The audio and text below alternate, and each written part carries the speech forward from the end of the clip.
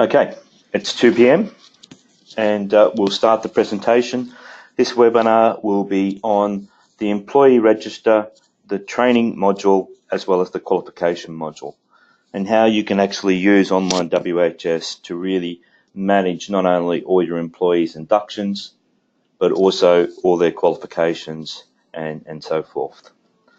So the employee register is literally related to most registers throughout the system. We'll just go through the basic fundamentals of the register first. You're looking at, like every other register, name of the register up the top. You can publish this register in a variety of reports, so you can actually export all your employees into a CSV file if you wanted to. Adding employees in the top right-hand corner. These two buttons here, the training table and qualification matrix, are exactly the same as these two here. It's just that you can actually have a quicker access to them by the top of the employee register. You can search for an employee from a variety of ways. There's actually going to be a larger kind of search features coming in the future. This button here is where you can actually select numerous employees in the register, and you can either delete them or deactivate them. You can even send them their username and password if you wanted to. So it's probably best for you to deactivate them. Obviously, you've got to keep their records for a period of time. This icon here selects everyone, so you can make it easy if you want to select everyone to send out their username and password. So it'll highlight their name. The reason why these icons here are either green or orange, this means that this person is never logged into the system. So if you're looking at that icon there, just highlights the person's logged into the system at some point in time. And this date over here is their last login date and if they modified anything. You can make notes relating to that employee, and that notes will be actually found in their view section at the bottom of that page. So this view section is quite detailed. There's all the details of that employee and their qualifications, any qualifications you've uploaded and so forth.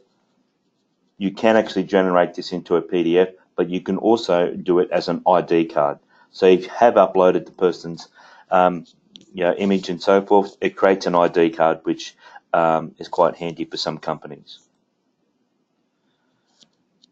To actually add a new employee, you can actually select Add New Employee,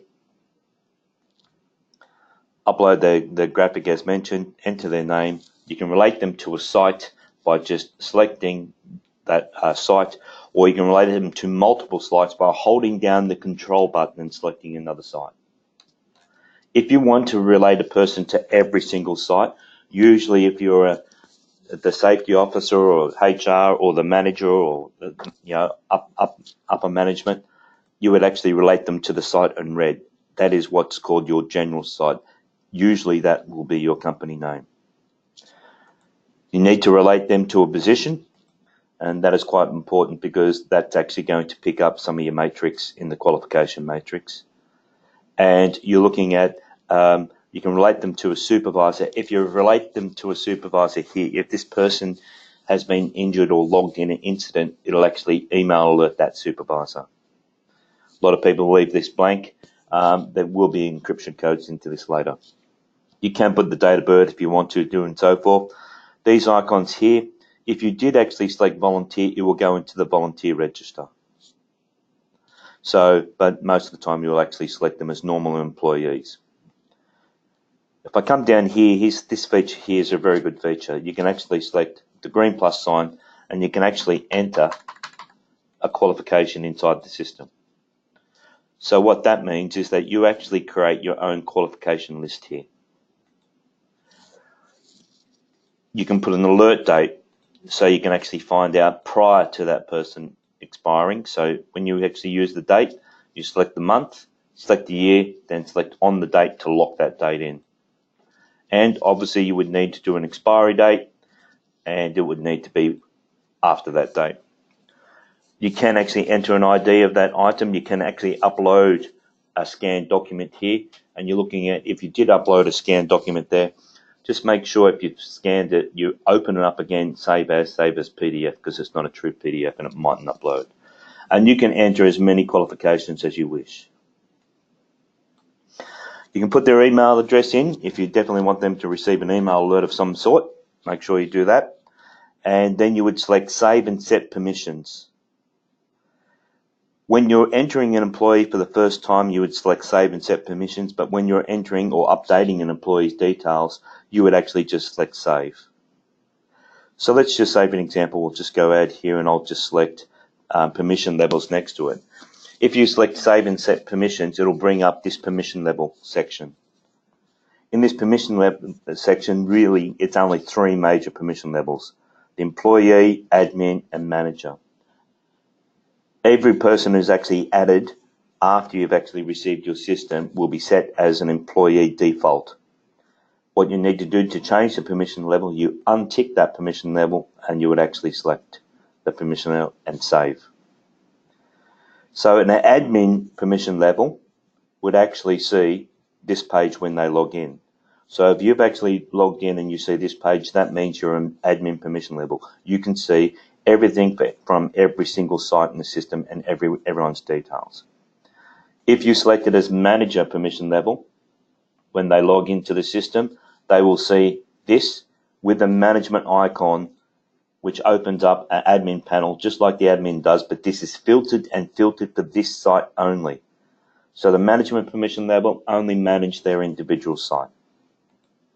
An employee permission level will actually see these icons and they will not see the management icon, so they cannot see any other employee's details.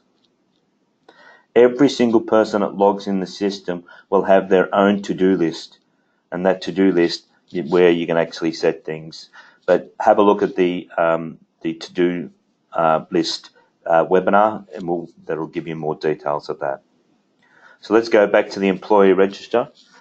So adding employees, top right-hand corner, you can edit that employee's details. But if I go edit now, and if I actually scroll, let's just scroll down to the bottom here, you'll see after you've entered your employee for the first time, it will then create a username and password for that employee. You can change that username and password and update it anytime you like, and make sure you select update. But it's a good idea to also send out the employee that their username and password as well. If a person has been related to multiple sites, when they log into the system, they'll see the site register, but only see the sites that they've been related to. A very good feature inside the system is the history section. In this history section, it keeps a record of most of the items that the employee has done within the system. It defaults to the induction section. If I actually select that, you can actually not only will it save and record it, but you can actually select this to view what the person answered right or wrong from the inductions that you've actually created in the user admin dashboard section and assigned via the training table.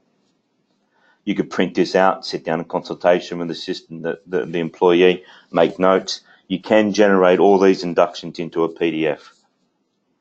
This lists the incidents, but this is going to be even more detailed shortly. Incidents that an employee was involved with, hazards they might have logged or been involved with, to-do items that they've been signed their to-do list, their qualifications that's been uploaded, notifications. This is picking up the notifications you might have sent out by email or SMS in the notification register. The meetings is coming soon, but any checklist that employee has completed will automatically go in the log here. So it's a great way to actually see what's going on with that employee. Some of these other items are coming soon. So an employee, obviously, with those qualifications, when they have those qualifications, it'll automatically create this qualification matrix. There's that qualification that we just created. So, and if a person has got that qualification, it'll put a green tick here because we didn't save it before. That's why that green tick is not there. If an employee is due, which is the alert date, it'll actually have a D next to this item here. If an employee's qualification has expired, it will actually have an E next to this item. But what you would do is come to the user admin dashboard and alerts and select qualifications and actually add employee qualifications and set yourself up for alerts for you to receive the alert that the employee's qualification expiring, not the individual employee. The individual employee can actually see that their qualifications are expiring by their to-do list. They could update it themselves if you wanted to, but it's probably better to be managed by yourself. So in this section here, you can publish this register in a variety of reports as well.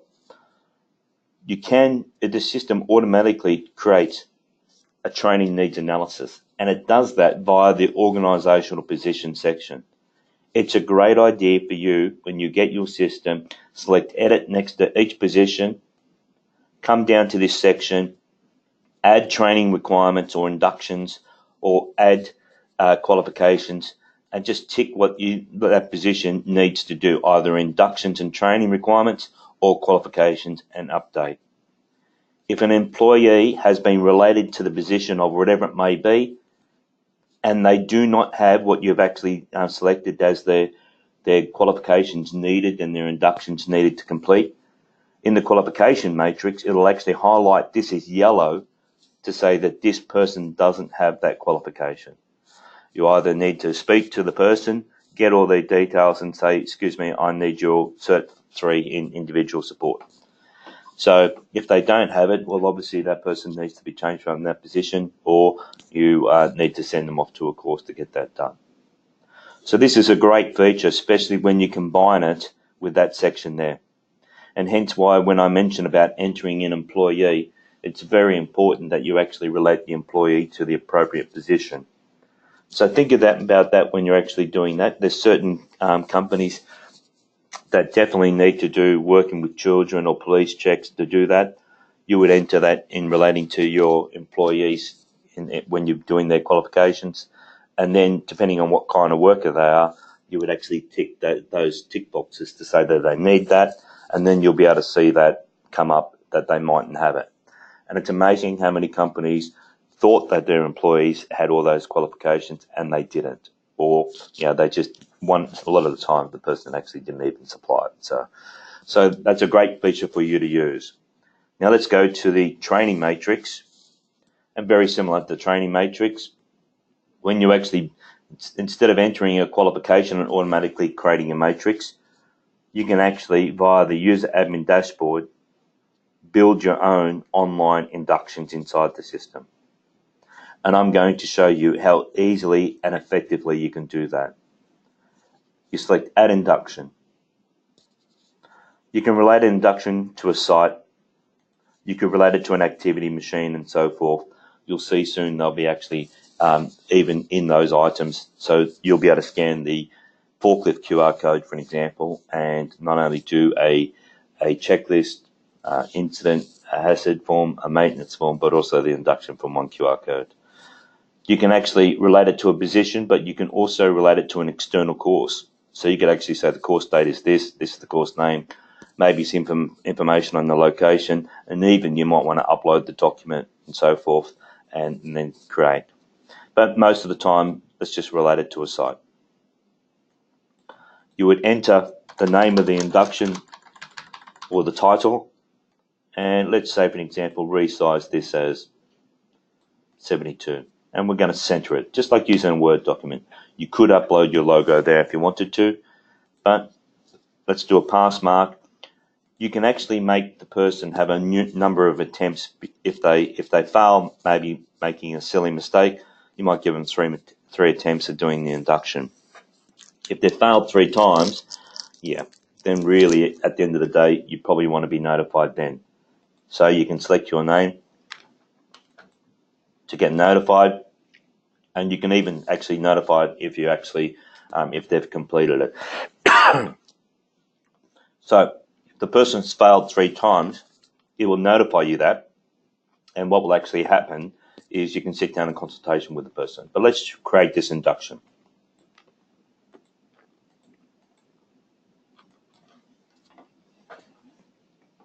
If you haven't entered anything correctly, it'll actually bring up there. Just excuse me, I just got a bit of a dry throat. I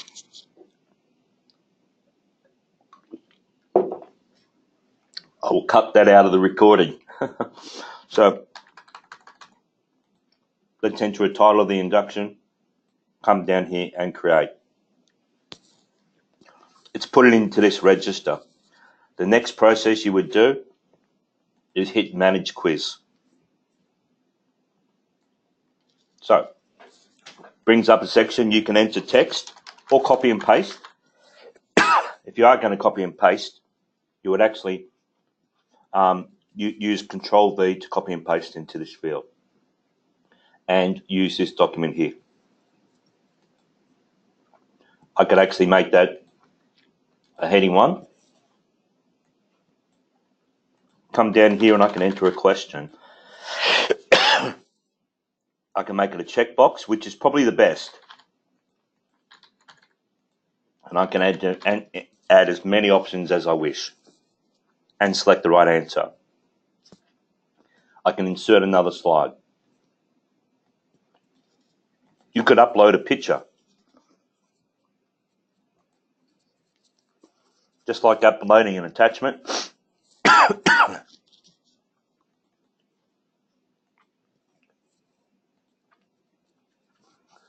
Resize that. Probably the best size is around about 600. Make sure that this item here is locked, and then I'll actually put it in the correct kind of synergy. I can actually go through here, check boxes and so forth. Again, yes, no, whatever it may be you want to do. But probably the best way you can actually do it, and one of the things I've been telling a lot of clients lately to do, is you can videotape yourself. You can upload it to a YouTube channel, your YouTube channel. So let's type in forklift safety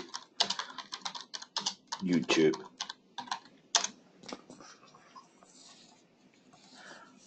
All you need to do is literally upload it to YouTube, to your channel, right click, copy embedded code. Come back here and select source, Control-V,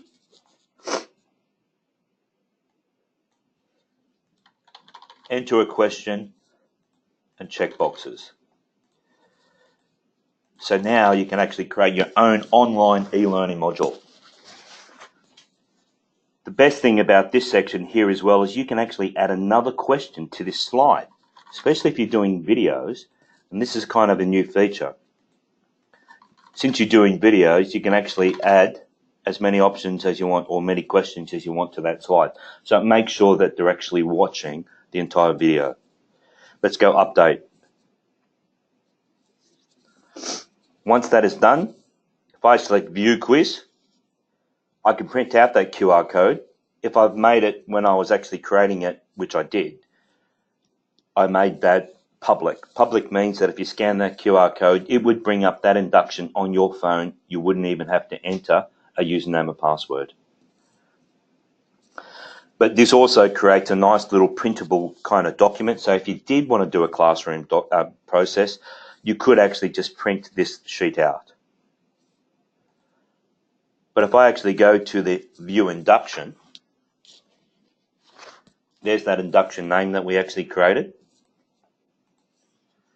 There's that item. You can make these questions mandatory. There's the graphic.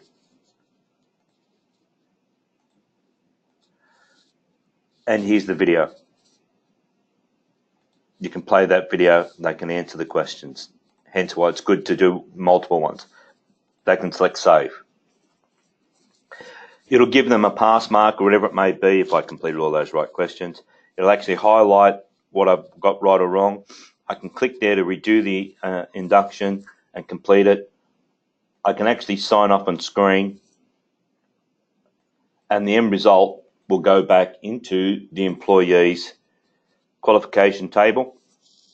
Highlight in blue that I've actually completed that induction. I can actually see scores or whatever it may be. If I wanted to assign this induction to this new employee now, I can actually go assign all, and that means when they log in, they can actually select their to-do list to undertake the induction. Or I can assign with email, and that will actually send them out an email saying you have inductions assigned to you. Here's your username and password. Click here and it will take them to the site icon page where they can actually undertake their induction by their to-do list. So when they've completed it, it will go blue. If they haven't completed by a due date, it will go red. And when it has been assigned, it will be orange. So you can either, if you wanted to, you can sign it from doing up here, or you can actually go to an individual employee and see all the inductions that in the induction register. If you selected assign all inductions needed, that's picking up where you actually assigned certain certain training requirements to a position. So it will actually automatically assign all the ones that you've done there. You can actually assign all if you wanted to, but you could, if you wanted to, instead of build the induction inside the system, assign it, but then upload manual scores up here if a person is, not very good on the computer, whatever it may be. Make sure you select finish after here. You can actually update and change that date. One of the things that's been added into the system lately as a request is a clear date for the review date, because not every induction or training requirement will need a review date. So you can clear that, submit it. So at the moment it defaults to a year. So just remember that if you've set that as the next the due date, it'll actually put the next date as the 4th of the 2nd, 2020. But you could actually clear that date and submit. And then that way there, you're looking at it's just makes it more flexible and user friendly for you. So that training register, you can also come to the training register and you can filter by qualification if you wanted to, and then go. And it'll actually pick up all the employees who have the qualification of first aid, and then you might assign the first aid induction to those employees. So this filter function really kind of helps you, drill down to, it might be a position that you want the position to do whatever induction it is that you want them to do. So it's and then that way there you can actually manage that. One other thing with the training kind of section that a lot of people aren't using as much as they should is that, again, it actually produces a whole variety of reports, even some graph reports, so you can actually see overall scores from all your different sites, or all these different stats that you can actually print out, whether it's for a management board or just yourselves and other kind of people in your business. So you're looking at the employee register is a big part of the system relating to both these two features, which relate to the organisational position as well as the induction section here. So you build the inductions in this section, you assign the inductions in this section, you build the qualifications in your employee register and your position register, and it automatically creates a qualification matrix as well. So I hope that's giving you a bit of insight how to use some of those features inside the system. We are updating the system all the time. There's some good little features coming into the system mid this year, which will enhance all three of those registers, as well as the organisational position register. If you do have any questions, please don't hesitate to send me an email, and then from that there, I'll get back to you as soon as possible. But letting you know that this will be put in the help section in the video section, without that big cough in the middle. So I hope you enjoyed the webinar. Have a great day, and if you do need a more extensive training session, just go to our website and book yourself in for a training session. It's no charge for doing training sessions, so it's just on availability. Thank you and have a good day.